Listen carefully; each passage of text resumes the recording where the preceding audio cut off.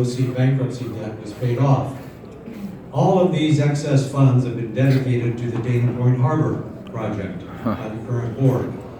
Do you support this decision? Would you support transferring the Dana Point Harbor to the city of Dana Point? Back to you. Okay.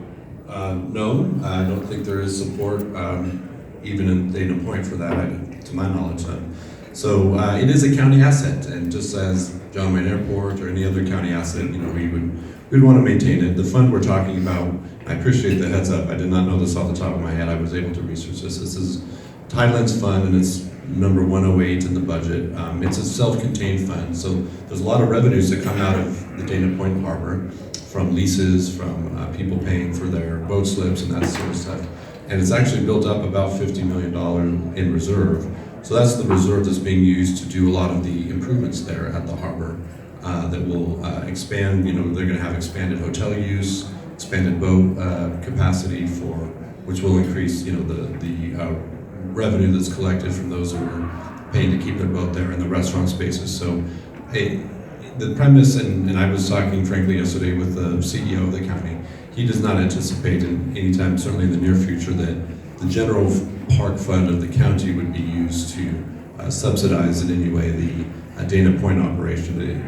With the $50 million in reserves they have, and plus the additional revenues that will come from these improvements, it's a great P3 partnership, right? So there's the hotel operator and all that will be paying a lease to the county fund to be able to operate that. And Doug, same question. Actually, there's going to be two questions. One is a financial one, the other is a transfer question. So I can give kind of a yes/no thing to that.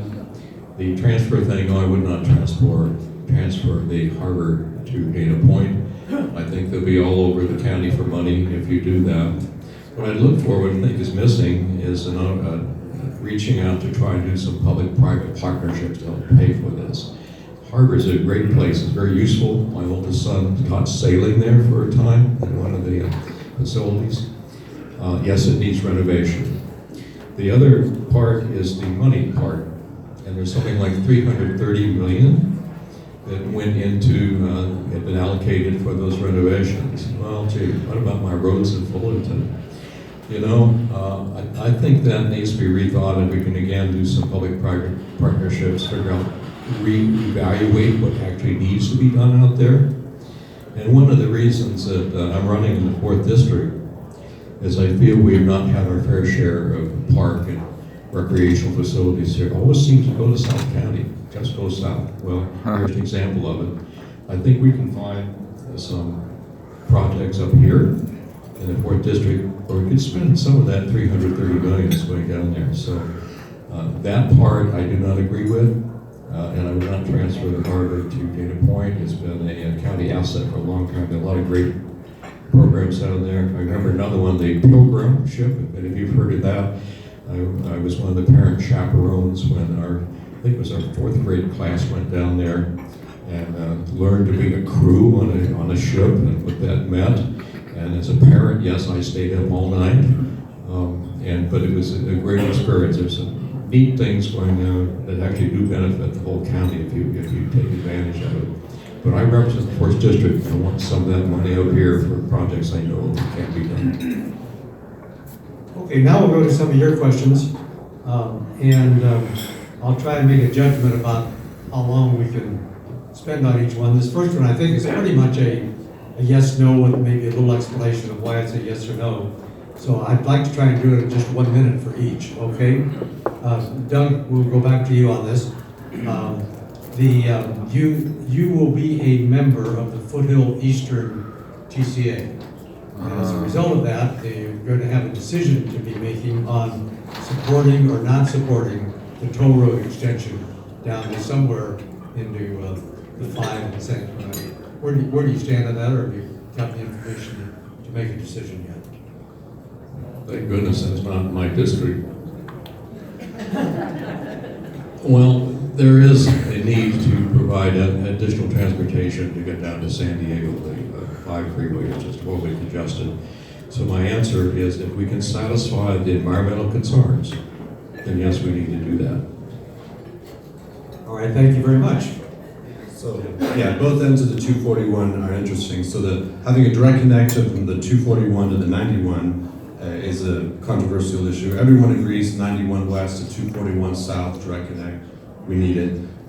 The problem being 241 north to 91 east, there's just not enough downstream capacity to accept more volume. So our dear friends in the Riverside County Transportation Commission are not very supportive of that project. So I would support it if we can do it in a way that it's a win-win for us and RCTC. Ideally, we would have a 6-lane on the 91 to accept that downstream capacity.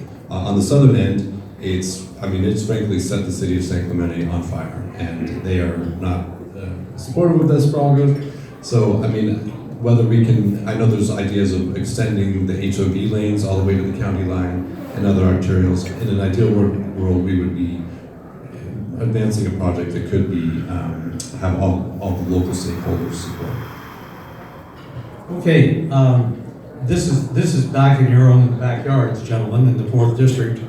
And that is, what are your thoughts, and it's going to come to you first, Tim, and I think again, a minute, this is quick, thoughts on the potential extension of operations of the Brea Olinda landfill beyond its current closure date. Sure, we got 3 landfills in the county, and when they're all filled, we're going to have to pay a lot more money to start shipping our trash out of the county. So, the goal is to constantly be diverting as much of the waste stream into recycling as possible and trying to extend the life there. As a representative of Brea, it would be important to make sure the city of Brea is being treated fairly, particularly the Valencia that's going to get all the heavy truck traffic gets maintained well, and that it's not only the city of Brea having to maintain that. But I think the MOU extended it out to 2025, I want to say, and when it's full, it's full. Do you have some thoughts on the Brea landfill? Well, we need to extend it as much as we can, and that means putting as little in it as you can in the meantime, by doing as much recycling as you can. I don't know if there's ever an opportunity to mine from the past when stuff that was recyclable was put there. That's probably way too expensive, but I would support extending it. I don't know where else we're going to go. It'll certainly increase trash rates all around if we don't have a place to take our trash. All right, thank you very much. This next one, there must be a representative of our county auditor, assessor, or auditor here somewhere, because the question is, do you think the internal audit should be part of the elected county auditor, like in all other 57 counties, or should OC have its own internal audit function reporting directly to the board? Now, I'd like to take about 10 minutes to answer that one myself, but we're not going to do that. We're going to turn it over to Doug to give us his thoughts. I yield my time to you. Well, audits are of all kinds of different sorts. Some are very cursory, some are paper audits, some go all the way out into the field. You need to be certain that there are safeguards. I know in some situations, Placentia had an issue where they did not have issues and they had an employee steal a lot of money. I want to see safeguards in place. Audits may be the proof that they are in place. So I don't want to get overzealous with audits because I don't want to read too many of them either.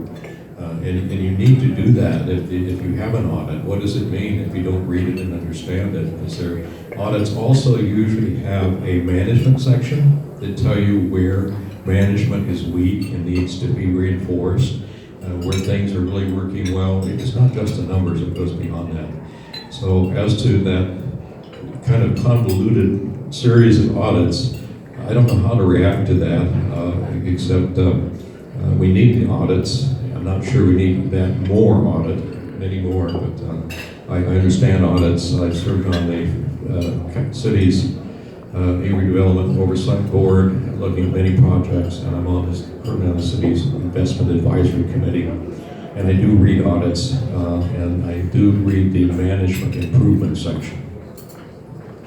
All right, thank you very much. Tim, the same question. Where does the internal auditor, where should he report? Well, He or she, yes. Quite, yeah. When I worked at the county, we had a performance auditor, Peter Hughes, who did report directly to the board, and I think that is an important function that we have for the board members to see where performance audits can be improved upon. But we do have a directly elected auditor controller, and to me, it would make sense that they report to him.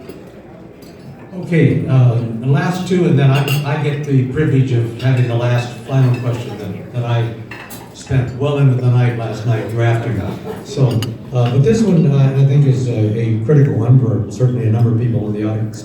What are your thoughts about outsourcing versus insourcing work among the existing employees of the county versus outsourcing work?